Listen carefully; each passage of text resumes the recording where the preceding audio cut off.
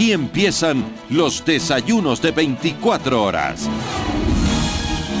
Con María Josefa Coronel. Los prefectos de Guayas y Azuay firmaron una carta de intención para definir los límites sin conflictos que tienen ambas provincias. El acuerdo amistoso deberá ejecutarse hasta finales de este año. Las acciones para zanjar los problemas limítrofes entre las provincias continúan. La mañana del pasado martes, los prefectos de Guayas y Azuay se reunieron para encontrar una solución a su conflicto. Tras la conversación, ambos prefectos acordaron firmar una carta de intención para así, de manera amistosa, definir los límites. Azuay y Guayas disputan la pertenencia de casi 600 kilómetros cuadrados que comprenden los sectores de La Suya, Putucay y Abdón Calderón. Hemos resuelto, entre otras cosas, iniciar la negociación directa. Es el primer paso que prevé la ley de límites. Para nosotros entonces hay una propuesta clara de resolución. Se acordó además conformar comisiones técnicas que se encargarán de diagnosticar las necesidades de la población. Para esto se trabajará en mancomunidad, que va a permitirnos a los prefectos de Guayas y El Azuay llevar obra a los sectores tan importantes hoy en controversia que tienen que ver finalmente con el desarrollo de nuestras provincias y del país propio. Guayas y Azuay se pusieron de plazo hasta diciembre para cumplir con el acuerdo. Pero si no se cumple, no se descartan las otras alternativas. Si no es la negociación directa, hay la posibilidad de acogerse a la mediación. Y si no es la mediación, pues veremos en el caso que sea necesario el tema de la consulta popular. Esta es la segunda reunión que el prefecto de Guayas mantiene con sus homólogos por el tema de límites. La semana pasada estuvo con el prefecto de Bolívar. Otra de las diferencias que Guayas mantiene por los límites es con Chimborazo. La zona en disputa se la conoce como La Isla. La tarde de ayer sus habitantes cerraron parte de la vía. El pueblo quiere pertenecer a Chimborazo. Aseguran que Guayas nunca se ha preocupado por obras. Sus habitantes piden la consulta popular. Lo único que pedimos nosotros es que nos dejen vivir en paz y perteneciendo a la provincia de Chimborazo. Aquí en el 2011 se hizo una preconsulta y el 95.8% de islenses manifestó su deseo de seguir perteneciendo a Cumandá. Otro de los conflictos por resolver es con Manabí, en la zona conocida como Manga del Cura. Manabí decidió conformar un comité cívico provincial de defensa de la Manga del Cura, elaborar un expediente histórico y jurídico y solicitar una audiencia al presidente Rafael Correa para reclamar este territorio. Legalmente vamos a demostrar que estos territorios son manavitas. Manabí no reclama derechos territoriales, sino que reclama derechos de pertenencia. ¿Por qué? Porque progresivamente han ido ocupando sus sectores territoriales con nativos de la provincia de Manabí. Joana Ramos, 24 horas. Ya nos acompaña Ignacio Mendoza, él es director de Límites y Regionalización del Gobierno Provincial de Manabí. Gracias, Ignacio, por estar con nosotros. Y para comenzar con su comentario, cuando escuchó al síndico de la Procuraduría que dice que Manabí no reclama territorio, sino pertenencia, porque poco a poco han ido nativos de la provincia de Manabí ubicándose en ese sector. Muy buenos días, María Josefa. En realidad no es real esa declaración. Manabí no es que está posesionado en un territorio que no le pertenezca ni está reclamando pertenencia. Manabí, los manabitas que residen en la Manga del Cura están en territorio manabita, 100% manabita. Y eso está demostrado en toda la documentación que desde el 61 que se intentó quitarle esos territorios a través de un acuerdo ministerial de parte de justamente de la intención de crear una parroquia, que era justamente la parroquia Guayas, anexando un territorio que no le pertenecía a la provincia del Guayas. Eso fue totalmente echado a donde tenía que estar en virtud a que en el 67 la Asamblea Nacional Constituyente, al crear dos cantones, el Cantón Santo Domingo, que es de la provincia del Pichincha en ese momento, y el Cantón del Carmen, la ciudadanía, el país recuerda qué pasó en el momento en el que nosotros estábamos o se pretendía cantonizar Santo Domingo se extendía y pretendió originalmente llevarse también el Carmen. Y eso fue una lucha de muchos manabitas en donde lamentablemente incluso murieron cerca de 30 personas en un accidente que hubo después de haber hecho las manifestaciones. Entonces eso no se puede olvidar el país. cuando se define la creación del Cantón El Carmen y el Cantón Santo Domingo, se definen clarito los límites e incluso se corrieron del kilómetro 12, que eran originalmente desde la vía Santo Domingo hacia Chone, se corrió al kilómetro 27,5, una paralela, dice clarito, hasta encontrar el punto en donde se ubica el río Peripa. Y de ahí dice aguas abajo hasta su confluencia en el río Daule. Es decir, la confluencia, la unión de los dos ríos no pueden perderse, está clarito los límites de Santo Domingo, en este caso, y el Carmen, para determinar la provincia de Manabí. Eso pasó en el 67, por lo tanto, lo que habían pretendido en el 61, con la creación de una parroquia a través de un acuerdo ministerial, ese momento quedó bien claro para todo el país. En el 69 vuelven a intentar lo mismo, en este momento con una resolución de un Senado, una resolución que jamás bajó a ser discutido por el Pleno en ese momento del Congreso, por lo tanto jamás se aprobó lo que se pretendía en ese momento, que era crear un Cantón Velasco Ibarra, anexando también esos territorios. El Cantón Velasco Ibarra no existe en el país. En el 71 el propio presidente Velasco Ibarra es el que crea el Cantón El Empalme. Yo les pido, revisen los límites del Cantón El Empalme. Tenemos listo un mapa está muy para claro, que justamente podamos entender o ubicarnos geográficamente cuál es la zona en la que tenemos, esa zona la estamos viendo. Ignacio, Manga del Cura. Si ustedes le pueden ver perfectamente, en el caso concreto, no sé si nos ubicamos únicamente en los dos ríos, afortunadamente es una zona muy bien definida.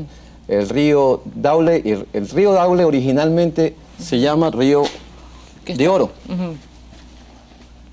¿Sí? A ver, hermano, ¿Sí? aquí estamos, es decir, desde el punto de vista de lo que es la Manga del Cura, nosotros debemos primeramente ubicar lo que es el río Daule y cogerle al río Peripa. Es decir, tendríamos nosotros que mirar, yo tengo incluso acá también un mapa para que se constate de que nosotros a lo que bajamos con la paralela de ese kilómetro 27 de la vía justamente Santo Domingo-Chone y llegamos hacia el Peripa, aguas abajo el Peripa encuentra al Daule. No hay cómo perderse. Recuerden, para usted estos límites son... Y una última pregunta, ¿de cuánto esta zona de disputa, qué superficie tiene? Más o menos, al comienzo se tenían establecido que eran 530 kilómetros cuadrados. En la actualidad, según unos datos ya más oficiales, son 450 kilómetros cuadrados, unas 45.000 hectáreas. Y otro tema también es que ya se agotó un proceso de mediación y existe un acta de imposibilidad de acuerdo. ¿Dónde y quiénes participaron en ese proceso de mediación? Recordemos que en el 2002, justamente el gobierno provincial de Manabí, con todo el derecho que tenía, bajo recomendación de la ex CELIR, inició un proceso en el que demandó justamente, en este caso, al gobierno provincial del Guayas para lograr ya que dejaran de estar desinformando de una u otra manera a la población. Entonces, ese proceso que se inició ante la CELIR, la ex CELIR, termina en una mediación en el 2010. En el 2010, durante un año, se dieron 7 reuniones de comisiones entre el gobierno provincial de Manabí y el gobierno provincial del Guayas y se llegó en la 7ª reunión a firmar el acta, en este caso de imposibilidad de acuerdo, porque lo que proponía el Guayas era justamente de que se dividiera la Manga del Cura, una parte para Guayas y otra parte para Manabí, y la decisión del ingeniero Mariano Zambrano, prefecto entonces también, lo que estaba diciendo era que nosotros no estamos discutiendo metro cúbico de agua, no estamos discutiendo metro cuadrado de territorio, de suelo, estamos sirviendo y defendiendo a la población manabita que reside en la Manga del Cura. Entonces nosotros estamos pensando en la población, no en el metro cuadrado de territorio. Entonces, en ese sentido, no hubo posibilidad de llegar a ningún acuerdo bajo esos términos. Entonces yo creo que ya se cumplió el primer proceso que establece la misma ley para la fijación de límites internos, en donde, de respetarse los procedimientos del pasado, nosotros tendríamos ya superada la fase de mediación. Lo que quedaría a partir de este momento, de conformidad con la ley, es o el arbitraje, la resolución institucional o finalmente la consulta. El arbitraje es un procedimiento que tampoco nosotros creemos es válido para los fines de la provincia de Manabí, porque si nosotros sabemos que eso es manabita, no vamos a someter a un tercero lo que por derecho nos corresponde. Sin embargo, entendiendo de que la facultad en este momento, la ley se la da al propio presidente de la República, yo creo que ese es el árbitro que nosotros necesitamos.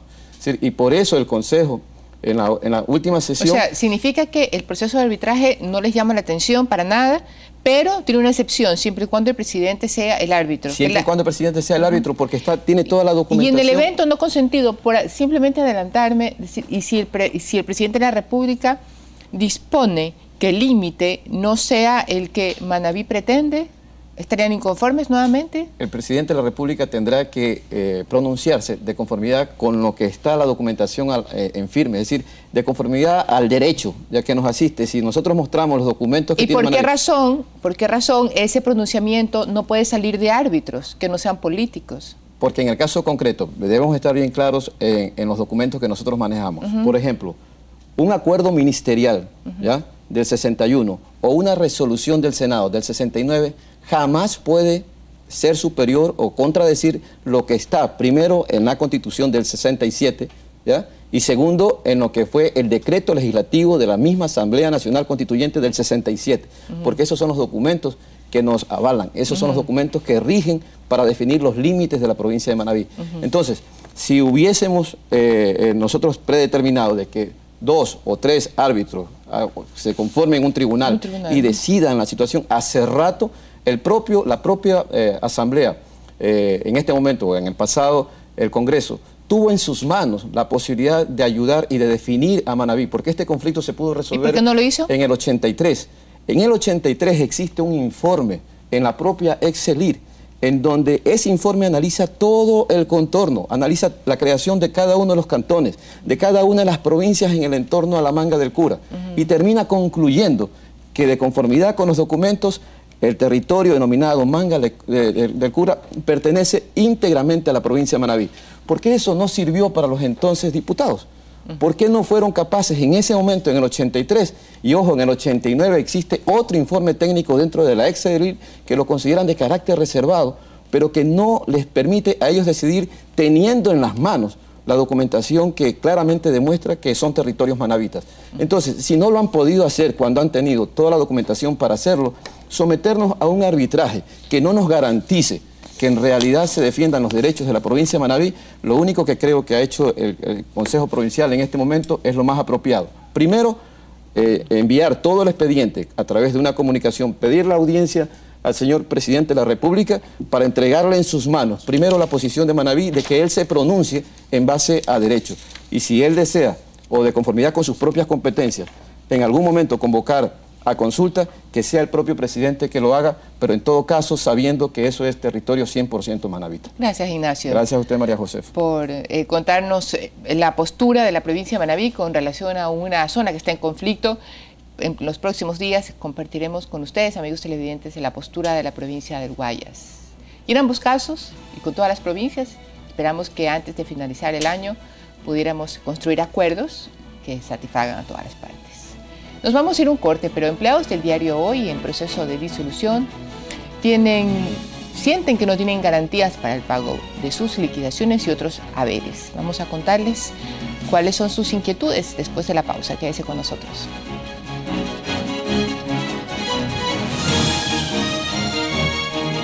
Síguenos en Twitter, @desayunos24. O puede escribirnos a desayunos@teleamazonas.com.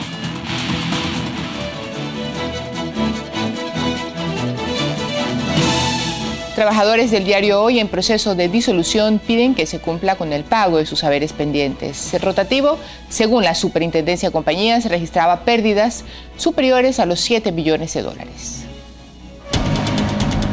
El pasado 26 de agosto, la Superintendencia de Compañías disolvió de oficio Edimpress, encargada de la edición impresa de Diario Hoy. 15 días después del cierre definitivo del matutino, la fecha para el pago de los haberes pendientes a los empleados aún es incierta. El mal manejo pues vino acarreando todo esto, ¿no? En Quito, la liquidadora de la Super de Compañías ya realizó el inventario de bienes y enseres de Edimpress. Estos serán vendidos para afrontar las obligaciones de sus 172 trabajadores, seguro social y proveedores. Aunque para ellos el panorama empieza a aclararse, no así para los trabajadores de Edisatélite, la filial de Diario Hoy desde 1991 en Guayaquil. El grupo pide que la Superintendencia de Compañías nombre también un liquidador para que se les garantice sus pagos pendientes. Según los trabajadores, el diario les adeuda los sueldos de julio, agosto, vacaciones y décimos. Piden también que se los liquide con la figura de despido intempestivo y desahucio y además se reconozca la jubilación patronal. De su parte, el director del rotativo, Jaime Mantilla, dijo que la decisión de disolver la compañía se había tomado un mes antes del cierre para no afectar a los trabajadores. Porque la compañía no podía seguir trabajando porque no generaba suficientes recursos para mantenerse en operación y lo que tenía era activos interesantes que liquidar para con esa liquidación cancelar a los empleados sus derechos. De ahí que era necesario que la misma empresa se hiciera cargo de la liquidación y no un agente externo como sucedió. Vale la pena decir que se había estado ya llegando a un acuerdo de acta transaccional con los mismos, con el comité de empresa, con el señor Yuxi. El ministro de Relaciones Laborales habló días atrás sobre la posibilidad de que los trabajadores de Diario Hoy adquieran los equipos y las instalaciones del rotativo. No descarto la posibilidad que, por ejemplo, las instalaciones, el equipo, la maquinaria, las impresoras y más que tenga la empresa pueda ser adquirido, comprado a su precio justo por ellos. Edisatélite en Guayaquil no tenía una sede propia. El edificio donde trabajaban era alquilado. Los bienes no sobrepasarían los $30.000. Mientras que el presidente Rafael Correa ha señalado que los trabajadores tienen todo el apoyo del gobierno. El ministerio pues va a defender a ultranza los derechos laborales, pero si no han dejado suficiente activo, patrimonio para responder a sus obligaciones laborales, es muy duro. Joana Ramos, 24 horas.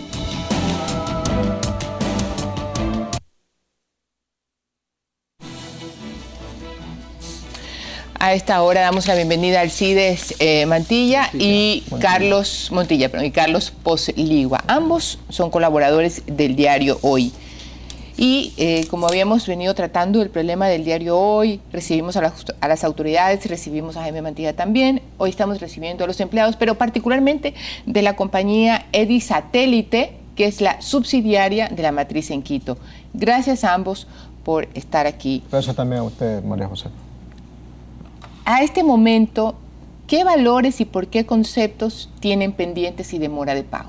Nosotros en Guayaquil, no hablo de Quito, nos deben 2 meses de salario, julio y agosto, y 3 meses de aportaciones, junio, julio y agosto, aportaciones al IES. O sea que en este momento no pueden ustedes irse a atender al IES porque no los reciben, porque su patrón no ha puesto las aportaciones. 3 meses. Eso lo constatamos ayer cuando estuvimos haciendo una averiguación en el IES Guayaquil. ¿Ustedes sienten que legalmente ya están despedidos de manera intempestiva? Por supuesto, ya el patrono ya nos entregó el aviso de salida la semana pasada, que fue el 31 de agosto. Ya nosotros tenemos en nuestro poder el documento, ¿verdad?, del aviso de salida, nada más. En lo que se refiere a despido intempestivo, obvio, no lo tenemos porque se supone que cuando ya nos entregaron el aviso de salida, eso significa que ya el diario nos dice que ya nos despide. Por disolución adelantada. Así dice el documento. Es decir, que nosotros fuimos avisados únicamente vía aviso de salida Seguro Social, pero nosotros entendemos que las relaciones laborales se firman o se dan una vez que el empleador concede el acta de finiquito a los respectivos trabajadores y este documento se firme ante las autoridades laborales. Entonces, ese paso todavía no se ha dado y por lo tanto es que nosotros continuamos, en teoría, enrolados a Edisatélite S.A. ¿Y Edisatélite S.A. ya está disuelta o no? No. Hay un proceso de disolución. En la que esta también está incluida, esta empresa. De satélite estamos hablando de Edisatélite. Hace poco se publicó en un medio escrito de Guayaquil Metro un anuncio en donde la Junta de Accionistas de Edisatélite convocaba a una reunión, a una sesión para tratar un punto único, la disolución adelantada. por boca del presidente ejecutivo, gerente general encargado, señor Jaime Mantilla, se nos informó que la misma había decidido, la misma Junta de Accionistas había decidido nombrar a un liquidador, al señor Luis Lozano, que entre paréntesis, él es ejecutivo de contabilidad de la misma empresa Edisatélite. Nosotros, al ver esa situación, concurrimos a la Intendencia de Compañías para presentar una petición para que se nombre a un liquidador en Guayaquil, por cuanto hay un problema que ustedes ya lo están conociendo, amigos televidentes, hay un problema laboral, ¿verdad? Para que se nombre a un interventor en la misma situación que se nombró en Quito con la compañía Edimpress, que también asimismo se realizó una junta de accionistas, se nombró de liquidador al señor Jaime Mantilla y los trabajadores fueron a la superintendencia de compañías y la superintendencia de compañías ya nombró y está en funciones a la liquidadora Edith Luque. Ella hasta el momento ya ha hecho las primeras listas de los bienes que deben de ser rematados o vendidos, cuyo ingreso servirá para el pago de las liquidaciones de los compañeros. El problema es que a nosotros en Guayaquil no nos han tomado en cuenta. Y le digo por qué, porque cuando la intendente, la liquidadora, hace declaraciones, nunca se refiere a Edisatélite y peor a los 24 trabajadores de esta empresa. Sí, y sobre pretexto de que somos dos compañías con razones sociales diferentes, somos dos compañías jurídicamente independientes. Pero no está la independencia toda vez que Edimpress es la dueña del 94% del paquete accionario de Edisatélite. Entonces somos lo mismo, solo que acá en Guayaquil funcionamos con otro nombre. 24 personas que tienen el mismo problema, o de esas 24 ha habido ya un número que concretó algún acuerdo. No, hubo un acuerdo, ¿no? 13 personas, 13 compañeros firmaron un acuerdo que podríamos llamarle que fue un acto de transacción, un acuerdo, un convenio, claro, ¿verdad? Por la cual primero se aceptó por parte de los compañeros que firmaron ese documento, se aceptó una renuncia voluntaria, bajo la premisa de que se pagaba desahucio y despido intempestivo, esos dos rubros, con un 80% de descuento a 3 meses.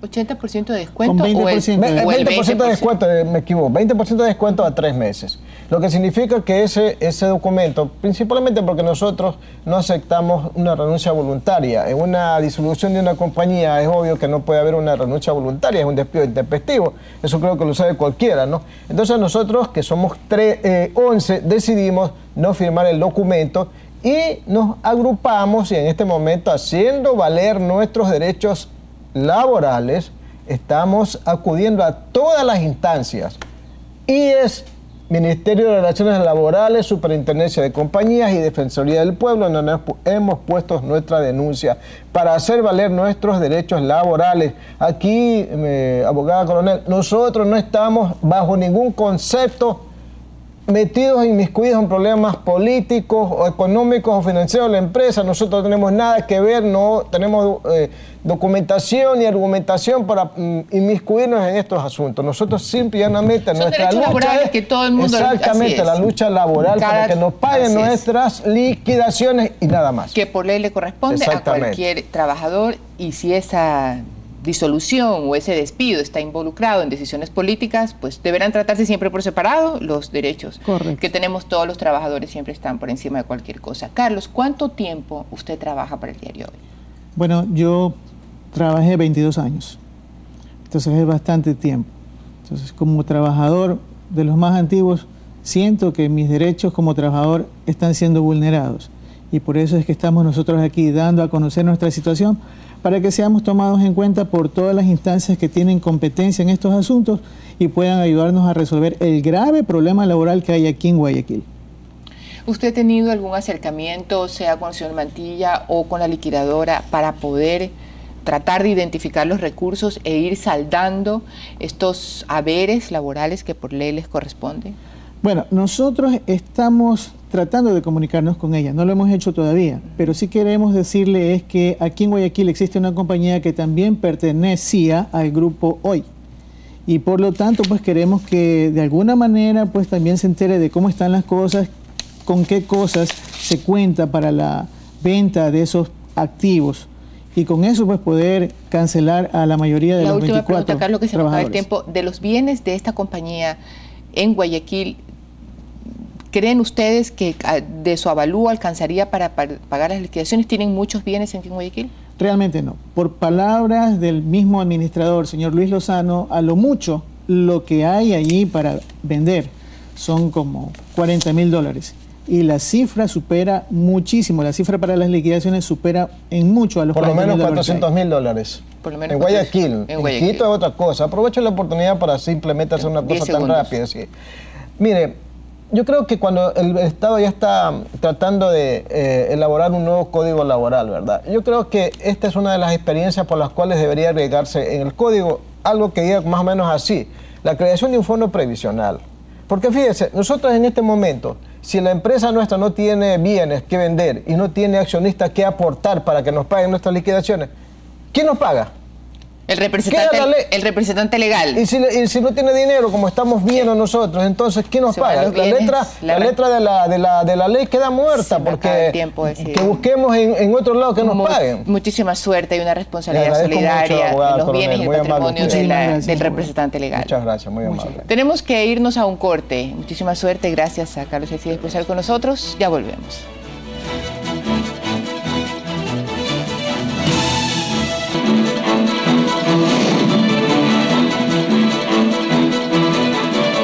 Amigos, muy buenos días, bienvenidos. Hoy queremos revisar algunos de los productos en los que el Ecuador es uno de los principales exportadores a nivel mundial. El año pasado, con exportaciones cercanas a los 1.800 millones de dólares, el Ecuador fue el tercer mayor exportador de camarón en el mundo, siendo responsable de algo más del 11% del total mundial. En el año pasado, y eso es importante, solo la China y la India exportaron más que el Ecuador. Lo de que el año pasado es tan importante en el caso del camarón es porque en el 2014 ha habido problemas con la producción en otros países. Problemas tan graves que esta distribución sin duda se vería muy distinta si fuera para este año y no como es para el año 2013. Veamos ahora el atún en conserva, donde con más de 1.300 millones al año, el Ecuador es el segundo exportador más importante, superado solo por Tailandia, que realmente exporta 3 veces más que nosotros. Nos siguen, aunque lejanos, España, China e Indonesia. Y pasemos a un producto donde el Ecuador desde hace varias décadas es uno de los principales exportadores mundiales y en el año 2013 fue el mayor de todos, el banano. Nuestro país exporta casi 1 de cada 3 bananos en el mundo con una participación de mercado cercana al 30%. Nos siguen, aunque con distancia, 3 países latinoamericanos, Costa Rica, Colombia y Guatemala. Muchas gracias.